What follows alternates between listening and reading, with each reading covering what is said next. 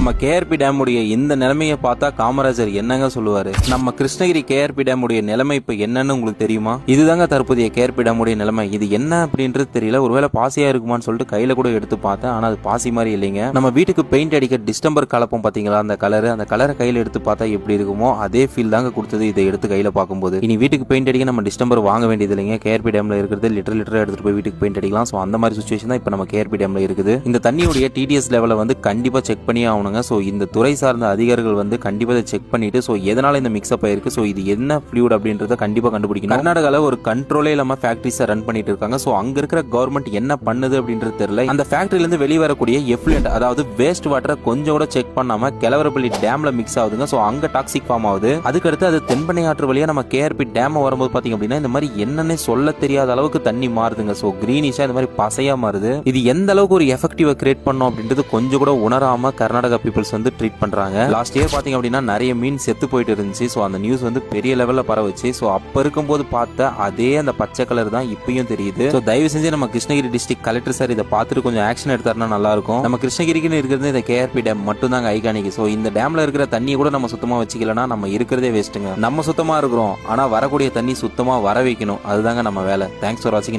நல்ல வீடியோல சந்திப்போம். மண்டில்